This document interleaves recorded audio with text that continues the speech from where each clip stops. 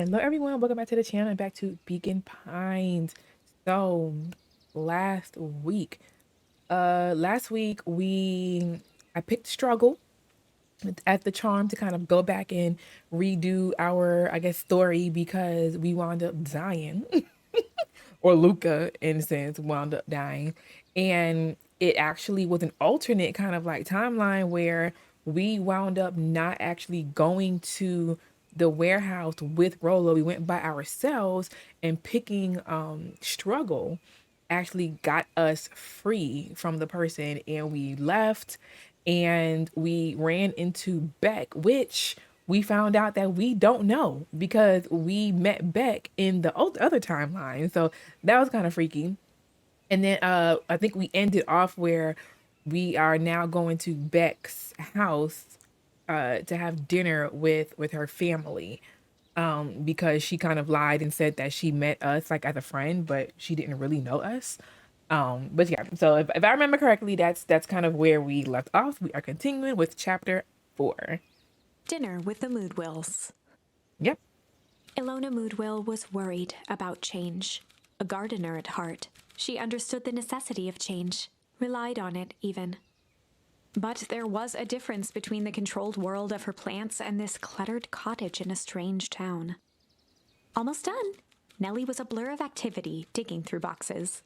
Sorry, love, couldn't find the dishes. We'll have to make do with paper plates. Dinner went by without much conversation. As she watched Beck and Luca finish up their pizza, Ilona let herself relax into the chair. The things she cared about were still here. Nellie finally had the job of her dreams. Beck was beginning to take root. Ilona's task was simply to tend to them. She could do that.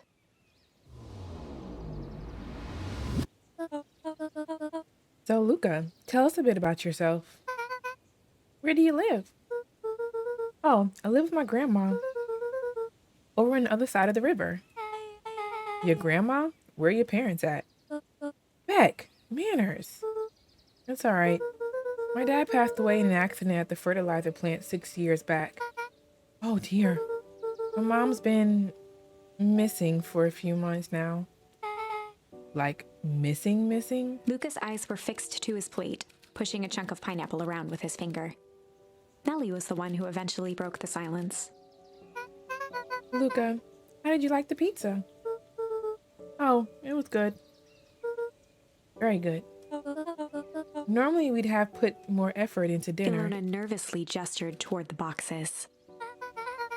We aren't fully settled in, and Beck had mentioned that it's your favorite. I'm sorry, are we just skipping the part where he said his mom was missing? Beck! I'm sorry, Luca. This move had us all a little tired. Luca wiped his face with his sleeve. No, it's fine. So Beck said that you moved here for work? Beck gave Luca a swift kick under the table. Oh, ow. She said don't mention work. I mean, what brought you to Beacon Pines? Oh, you were right the first time. We're here for work. Nellie won't tell you this, but she's a brilliant chemist. I don't know about brilliant, but I do love it. She's brilliant. Perennial Harvest just made her the newest lead researcher of deep engineering. She makes it sound more impressive than it is. I'm just happy that I get to make a difference in the world. Perennial Harvest is at the forefront of evolving agriculture into something more useful than sprinkling water and excrement on the ground. Luca glanced over to Beck. She seemed to be holding her breath.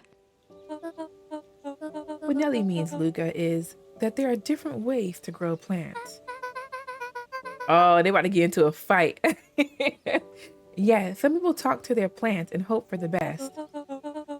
And some people happily leave their job to allow a loved one to pursue their dream. You swore you didn't. Beck slammed her fist into the table. Oh, man. Perhaps harder than she intended. Hey, Luca. How about some dessert? I actually have to meet my friend Rolo soon. Luca glanced outside to gauge the time. The sky was darker than he expected, filled with ominous clouds. Looks like there's a storm brewing. I should get going. Oh, I didn't think there was any rain in the almanac. Yeah, almanacs aren't that useful around Luca here. wiped his mouth one last time with his napkin and started to get up. Thank you all for the pizza. It was really good. You got the festival back.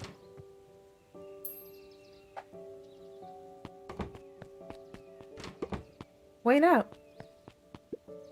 I'll walk you home. Surprised, Luca turned around. He knew Rollo could be prickly around new people. But Beck seemed cool. Rollo would warm up to her eventually. Probably. All right, so Luca began to respond, but the sky answered for him as the clouds above began to, ooh, what do we got? Rumble and break. Ooh, I'm going to go with the obvious choice and say rumble. Let's do rumble. Luca began to respond, but the sky answered for him as the clouds above began to rumble with ominous thunder.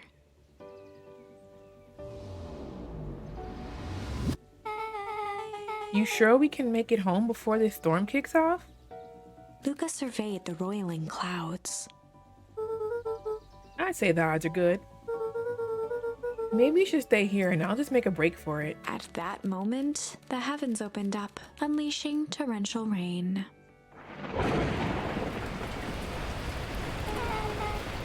Here to recalculate those odds. Hurry inside, you two, before you catch cold.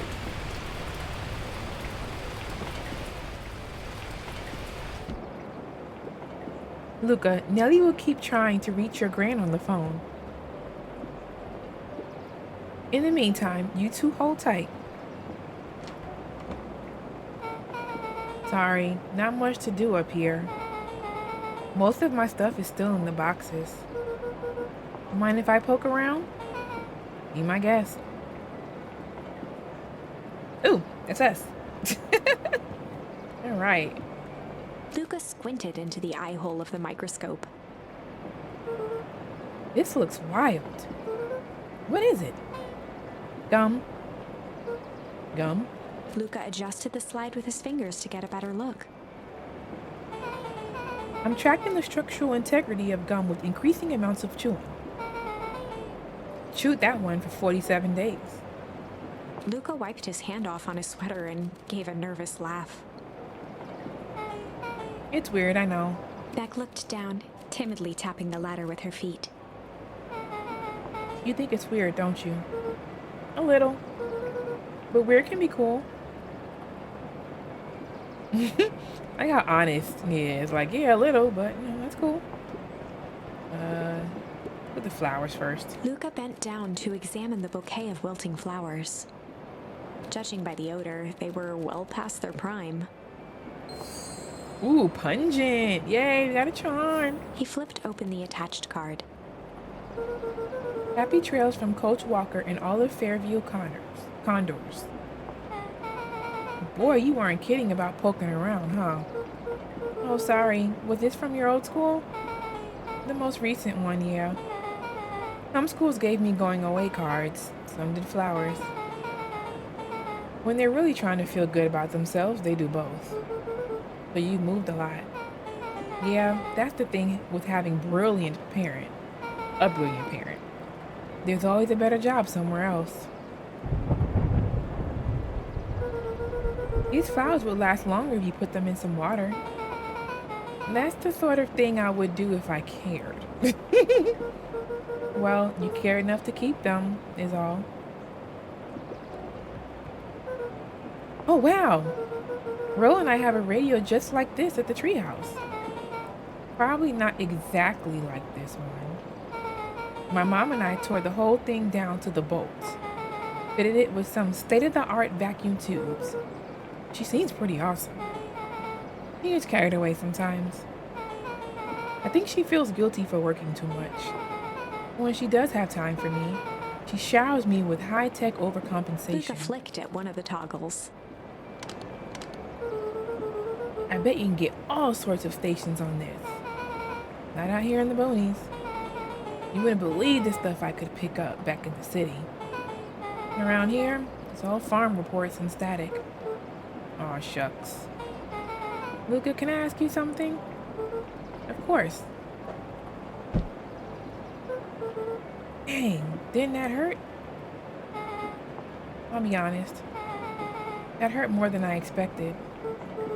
Or at least you look cool doing it. Beck took a moment to watch the rivulets of water running down the window. Do you ever feel alone? Like, even when people are around?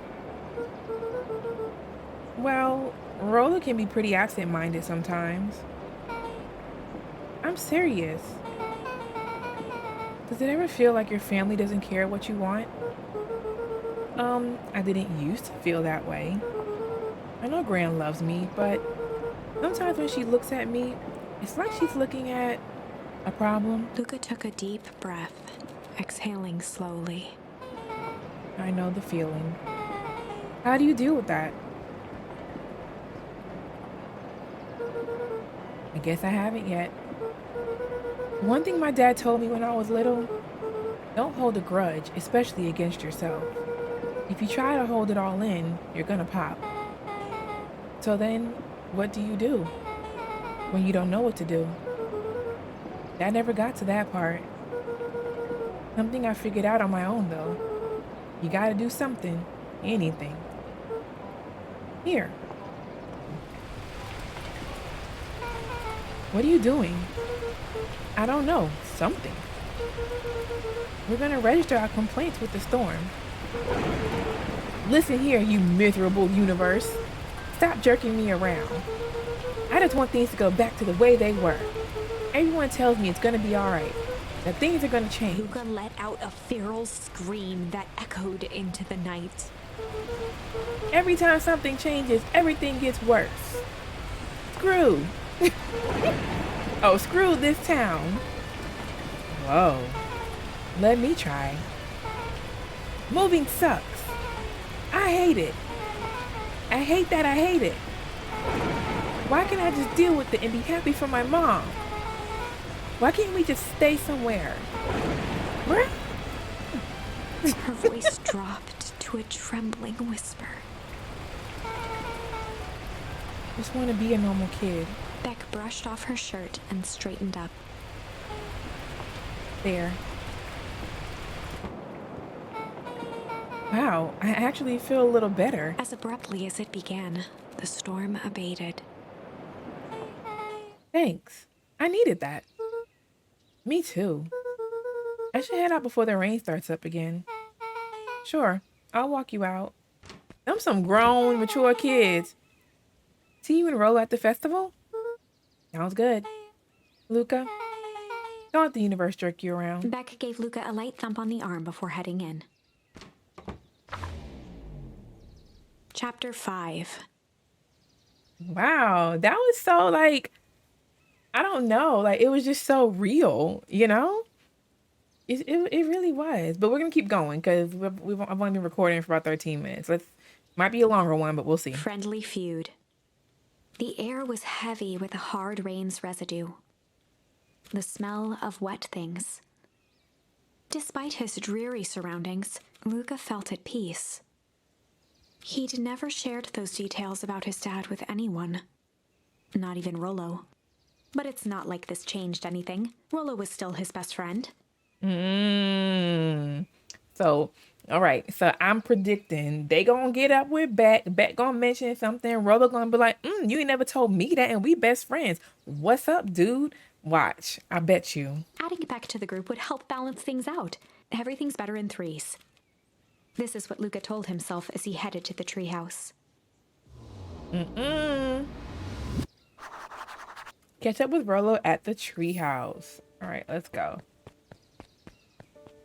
I don't know, y'all. Oh. Hey. Oh, wrong button. Hey, Dawn. Tracking down a lead? You bet. I heard a juicy new rumor. Turns out, when Sharper Valentine died, he left behind a peculiar last will and testament. Peculiar how? He didn't just give his kids an inheritance. There were conditions. Like what? Documents stipulated that Eris had to take on a child as her ward. A kid our age who just showed up to town one night with a lawyer. Solomon? Bingo.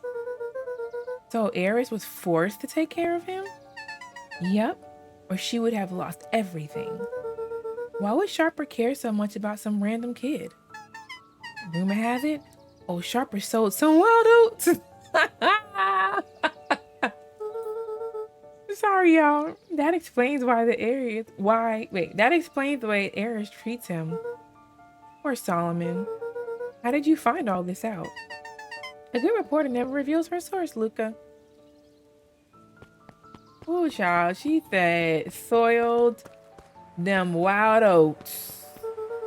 I better not dilly-dally. Gotta get to the treehouse. I don't know why I thought the treehouse was that way. Guess not. It's nighttime. It's kind of creepy. I love how it says closed, you know? Oh my gosh, you are out here still? He met his old friend's eyes and was greeted with nothing but ice-cold anger. Heavens! This is no time for fractured friendships.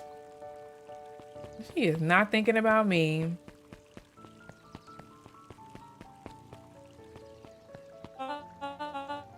Excuse me, what are you doing? Just locking up for the night, sir. Oh, wonderful. I can only assume this means all festival preparations have been completed ahead of schedule. Not exactly, sir. The storm set us back a bit, and it's getting late, so we all decided to... You all decided? Yes, sir. I was unaware that your job involved deciding things. We're all here at Perennial Harvest because we believe in creating a better future, yes?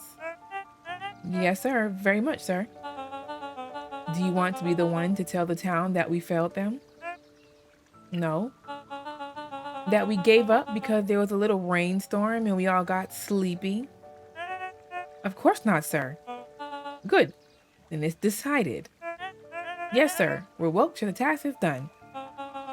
See that you do. I'll harvest awaits. Oh my gosh. Ugh. That's horrible. I'm just checking around, y'all. I want to make sure there's no stuff. Might be missing some charms if we don't look. Ooh. Rolo, are you still up there? I didn't mean to do that. I meant to go to the other side and look first, but oh well. I'm sorry. Rolo isn't accepting visitors at the moment. Come back. Never. Luca had only ever heard him speak in this stiff yet gentle tone a few times, and it always meant one thing. You're upset. Oh, what makes you say that? Maybe because my best friend abandoned me for no reason? I didn't abandon you. I'm just a little late. Rolo scoffed. The rain helped me out. Liar. You weren't even home. What? The storm got bad and I got worried. So I went looking for you. Imagine my surprise when I made it to your house and you weren't there. I hadn't made it back yet. I'm not a fool, Luca. It doesn't take all day to deliver some jam. No, the storm rolled in out of nowhere, and I got stuck after dinner at Beck's house. Luca stumbled on his words, knowing he'd said too much. Beck? Dinner? What the heck is a Beck? She's a new kid in town. She's actually kind of cool. You'd like her. She needed help convincing her parents that she made new friends. New friends? I spent all day waiting for you, and you were off making new friends? It's not like that, Rolo. You know, while I was waiting, I made some upgrades to mission control. It was gonna be a surprise, but you took so long, the storm knocked it all down. Just like it knocked down our friendship. What does that even mean? Luca became instinctively angry in response. Both boys were now shouting across the distance. Y'all, at first I was like, I said, it's not the real Rolo. But I was like, what happened didn't happen in this timeline, so I can't say that. It means you're a bad friend. You don't care about me. Of course I care, you but I knew I'd get in trouble waiting so late for you. But I kept my word. Because that's what friends do. Oh wow, what a noble sacrifice you made. Easy for you to say. Your grand doesn't even care. Oh my gosh, Rolo. You can stay out as long as you want, and you wouldn't even get in trouble. Seriously? You're acting like I chose this. If that's what you think, then maybe you're the bad friend. Rolo's tone changed to a calm, yet more intense anger. Maybe Pa's right. Storms bring more than water. This one brought out the real Luca. Stop quoting your Pa's nonsense like it means anything. Yo, he called your pops nonsense. Yeah, well, at least my oh no. Oh no. Rolo. Bruh.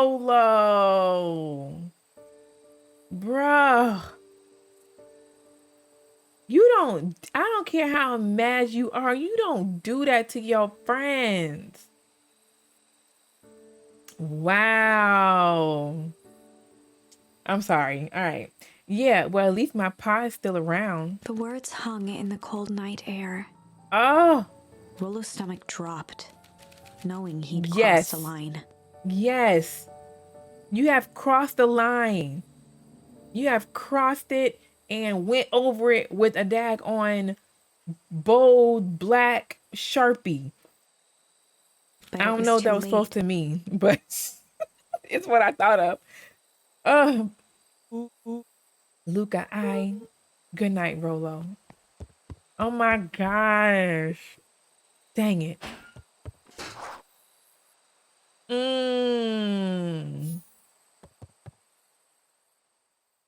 Okay, so we're back at the house. Ooh, child. Luca dug through his old stuff, not even sure what he was looking for. Okay, got a soccer ball. Is it gonna let me go? Like, can I go downstairs? That was cold. That was so cold, Rolo. I did not expect him to go there. I really didn't. Rolo? Oh, Rolo. What a jerk. Can I kick it again? Call me a bad friend. Ooh, I'm Rolo. Look at me and my amazing family. All right. I think we're done shouting about Rolo. Is it gonna let me go downstairs? Nope. If Rolo thinks I'm still going to the festival with him, he can shove it. Okay, so I think we have to go to bed because it's not letting me do anything. Where's our radio? Remember the radio was always sitting here? Just checking the room one more time. All right, yep, it's gonna make us go to bed. Okay. I guess I'm just never supposed to make new friends. Weep. Oh, poor baby. Luca? Gran cooed gently from the hallway. You slept straight through breakfast. Luca, are you all right? I'm fine. Just don't feel like getting up yet. Okay, I'll leave this oatmeal by the door. I've got to run out and take care of some things. Okay. I'll be back later to check in. Sure. Luca just wanted to be alone. He waited to hear the sound of the front door closing.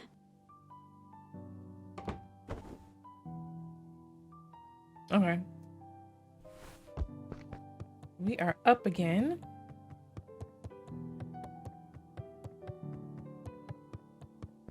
Come on. All Alright, so I think we can probably... Oh, I bet Rolo's still gonna go to the festival.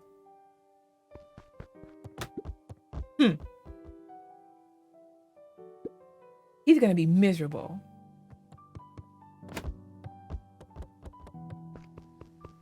Are we done? Yep, okay. We're done kicking the ball. I guess we're leaving now? No. Back in the bed? Luca dozed off again. Luca?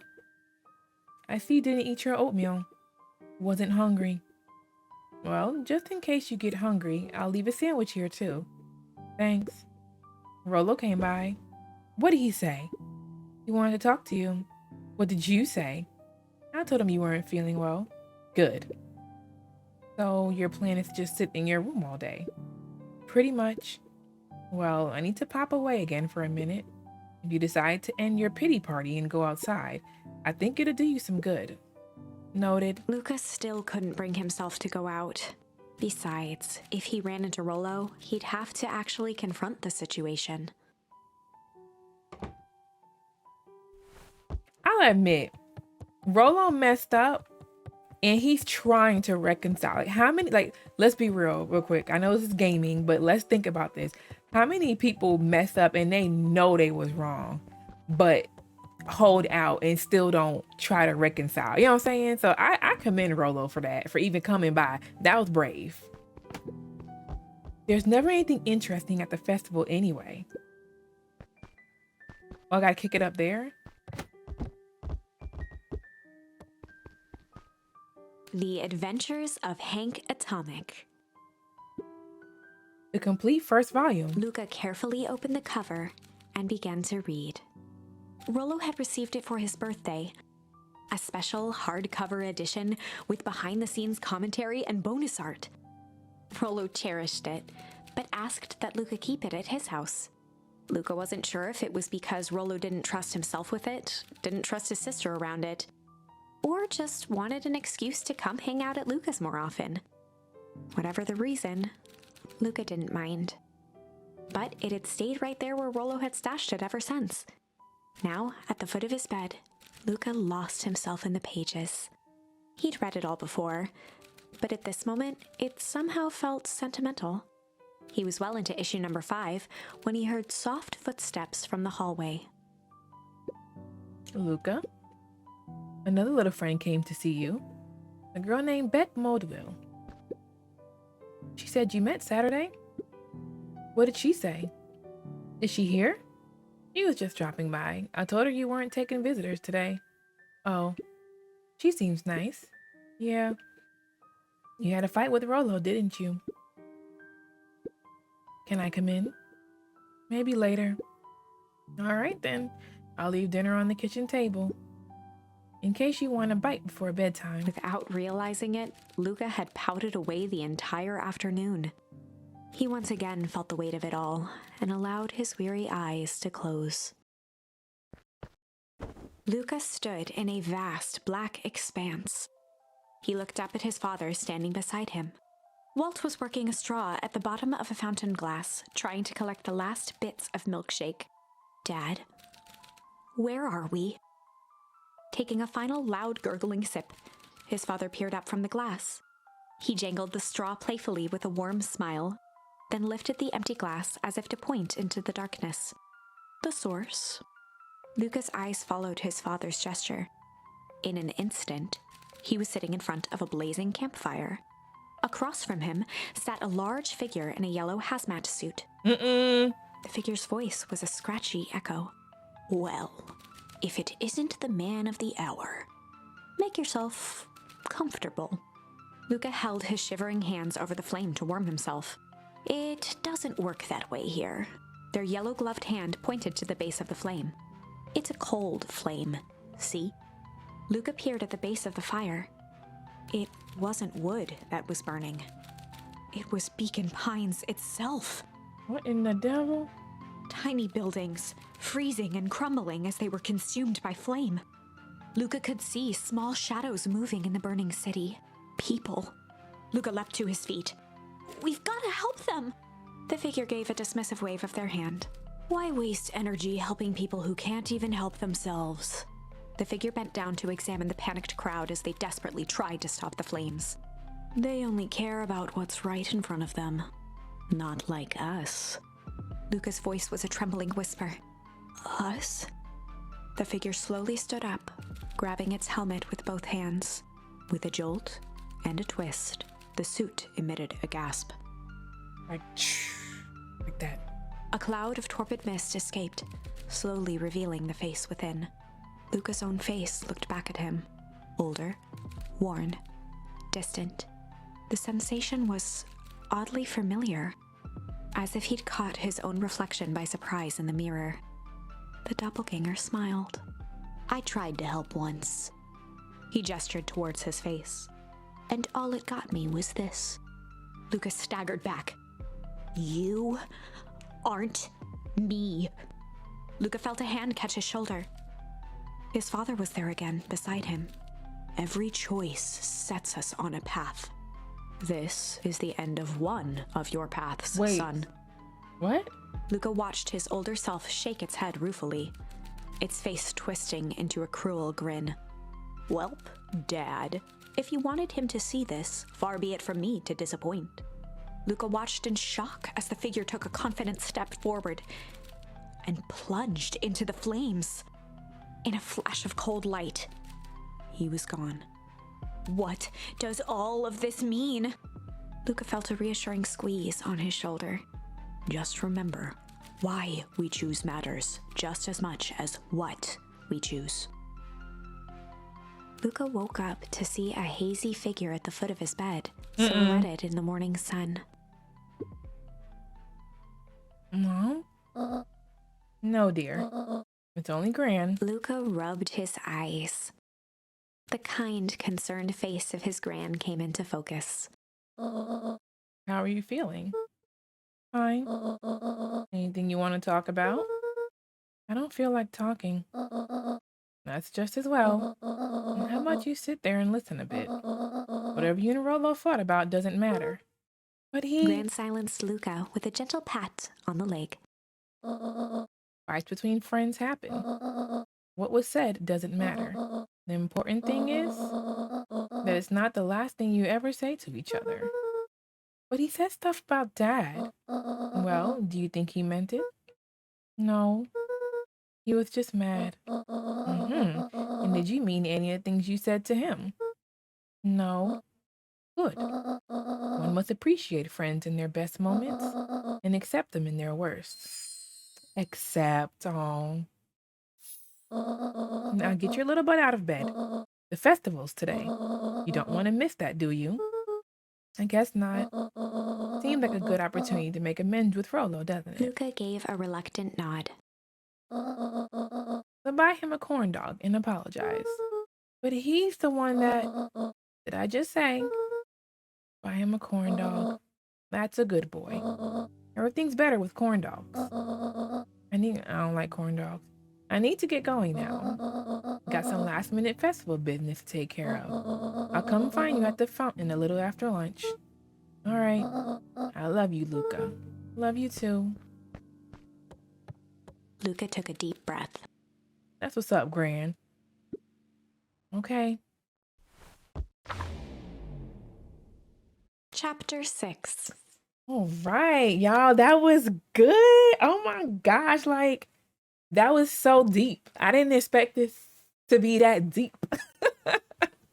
But yeah, let me know what you guys think. I got a little nervous at first. I thought they were ending our little track here when they talked about when he was in that little dream or whatever you want to call it.